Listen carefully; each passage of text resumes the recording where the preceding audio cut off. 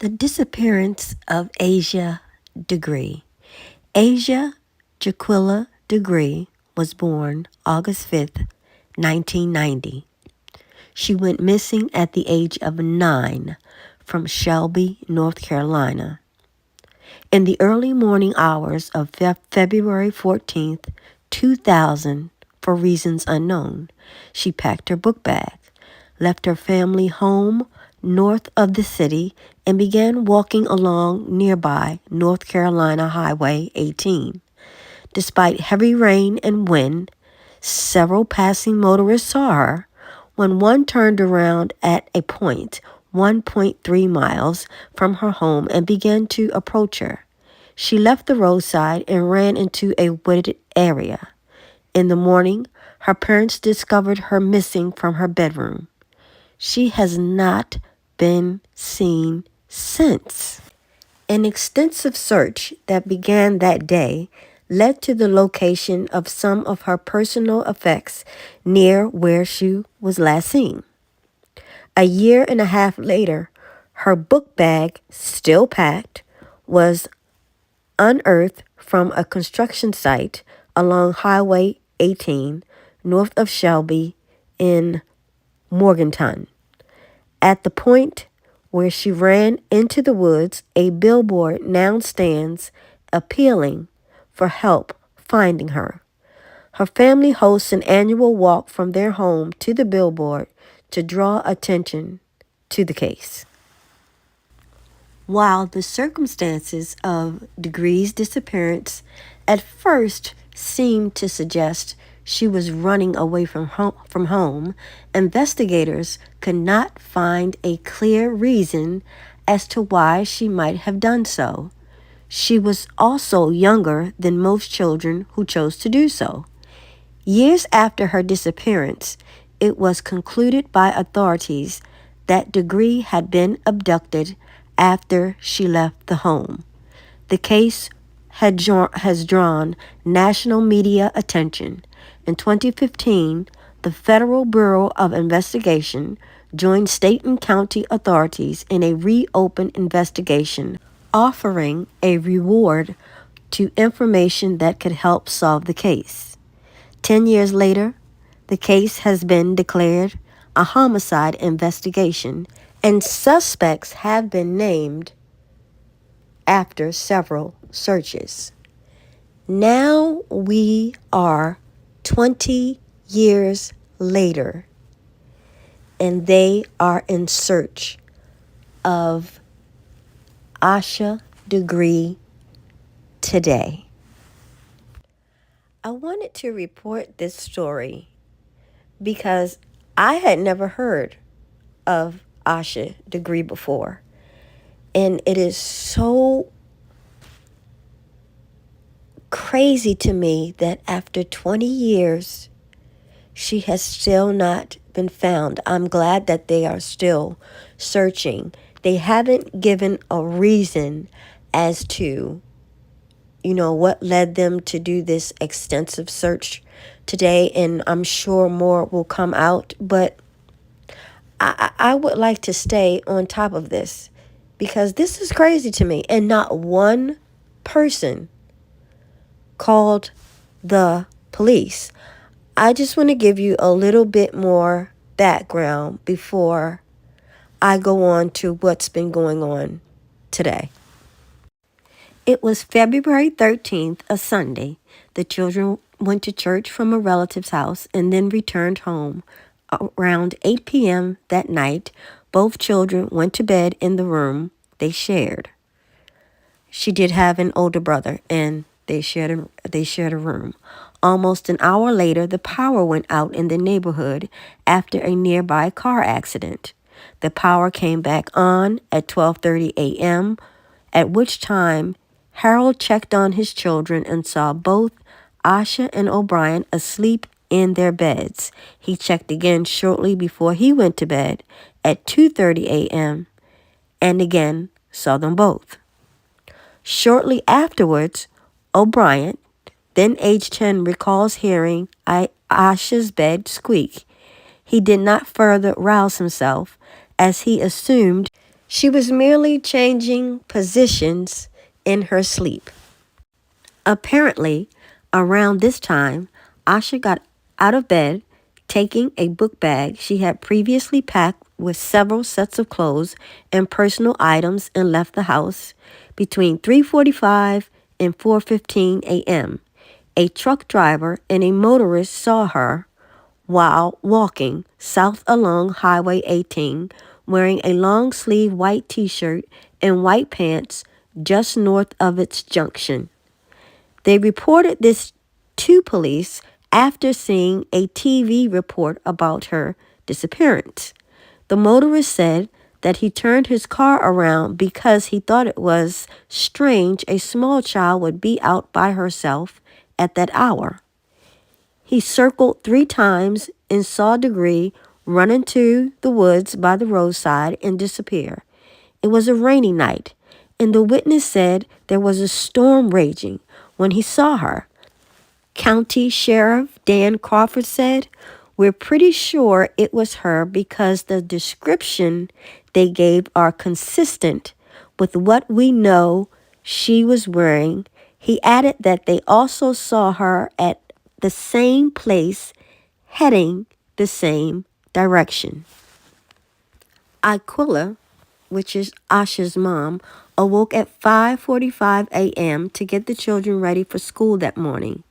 This involved drawing a bath for them because they had not been able to take one the night before due to the power outage.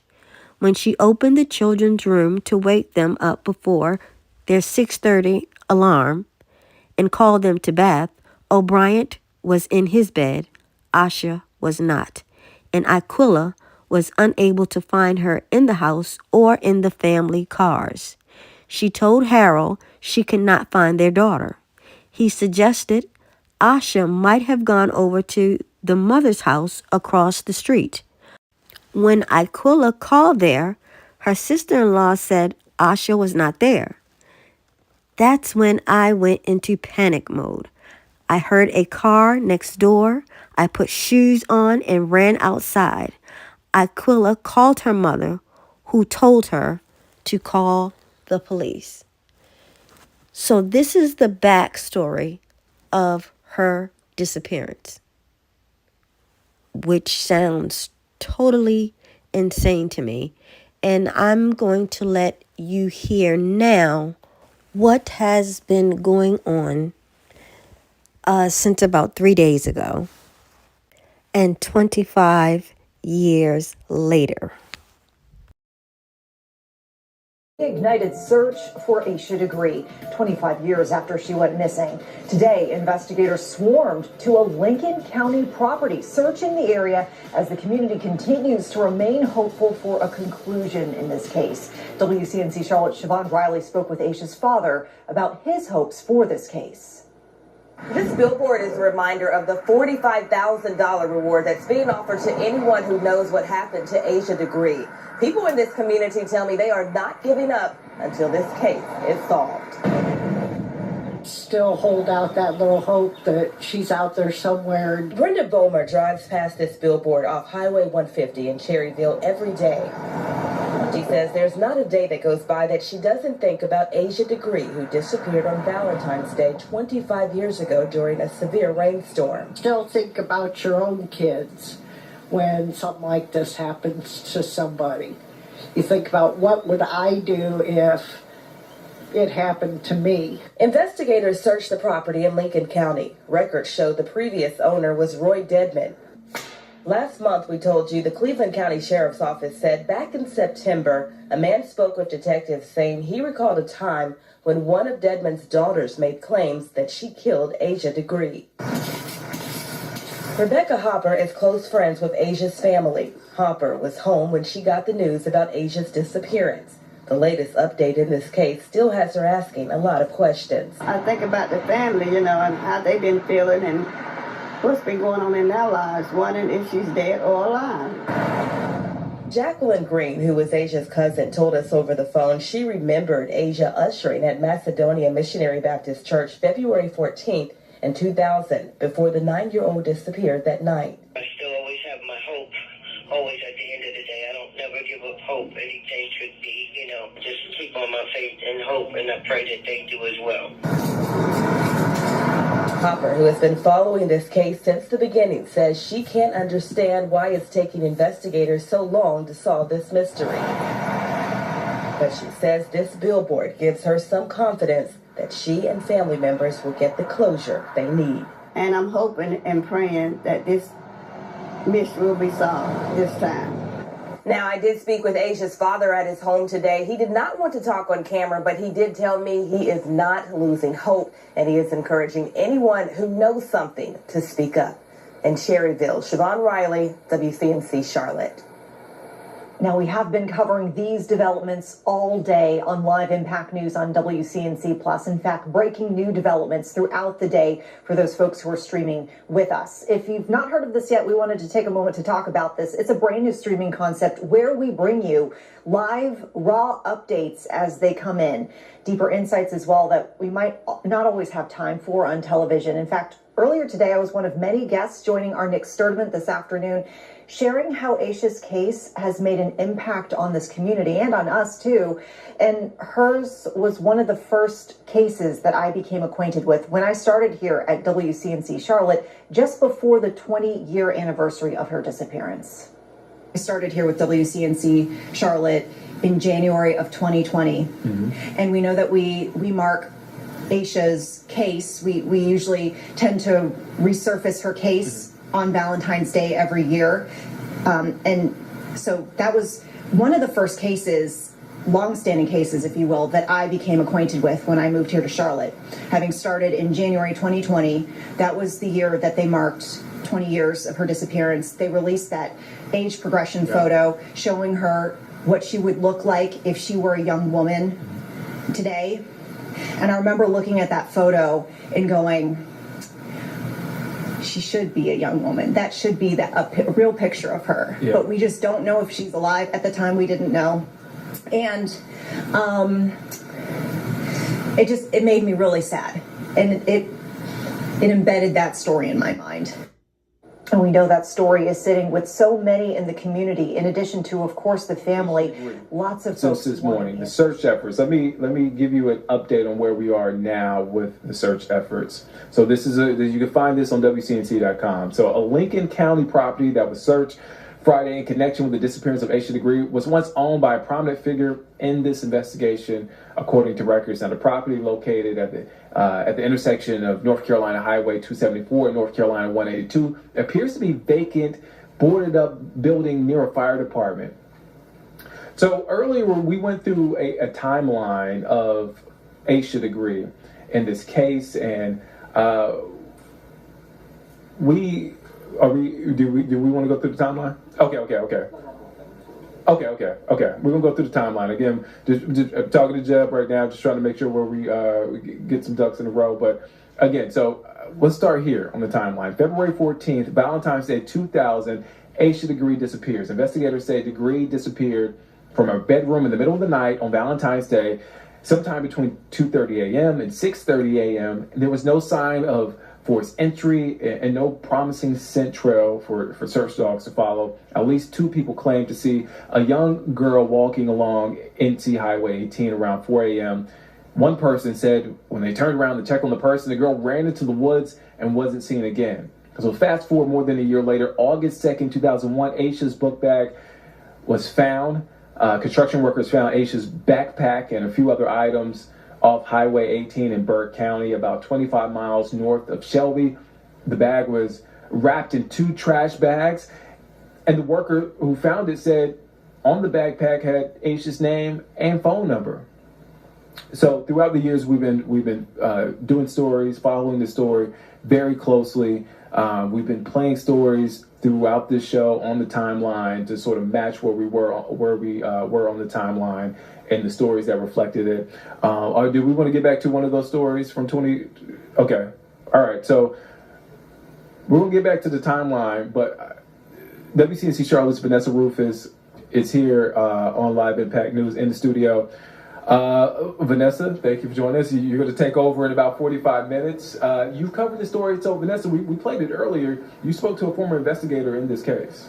Yeah, that was an interview for folks who are watching in prior hours here on Live Impact News, an extended interview with Rick Schaefer, who was actually one of the first investigators to be put on this case. And he is since retired from the FBI, but it was a really interesting insight because he basically was there from the beginning. So he talked about basically being called out there eventually with the FBI being called in to assist, the fact that this case struck him so hard, and the fact that it just really, answers seemed to elude them for so long that he actually ended up carrying Asha's photo around with him, like on him at all times, just hoping that running into random people, he might show her picture and be able to finally get some answers. So for him, this is like, for our folks who read, Moby Dick, this is like his white whale, if you will. Yeah. A case that he still thinks about today. We talked about how he had retired from the FBI, but even after folks started replacing him on this case, as they started to get new folks within the bureau who were tasked and assigned with this case, that he would still check up on them and see how they were handling things. And I could just tell by our chat that this was something he still thinks about to this day. Were you? Did you get a chance to text him, call him today with the story? I'm sure his phone is blowing up, but did you get a chance to talk to him today? I'm going to actually reach out to him via email because we've been corresponding via email. Mm-hmm. And yeah, I'm curious to hear what he has to say.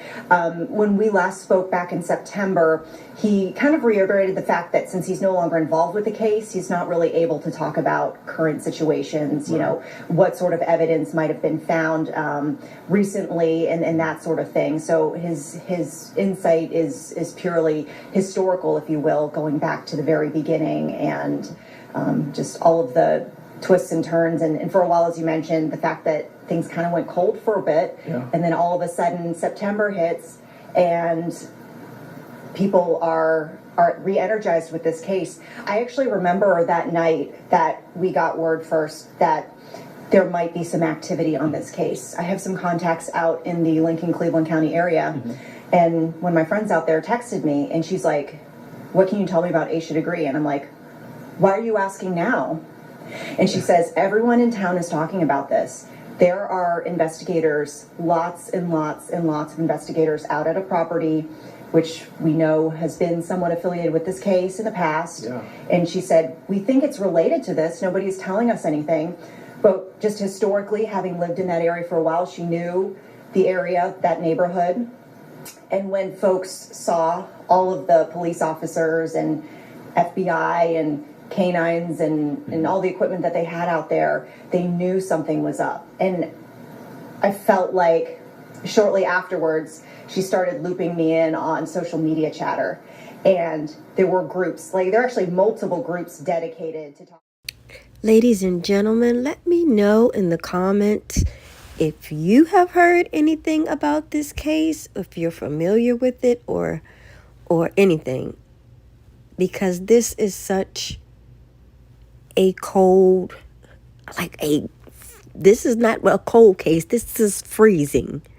And I am totally in agreement with one of the newscasters or the podcasters where he mentioned little black girls don't get that type of exposure that they need, or they don't get that extra effort that, to be put in, to be looked for.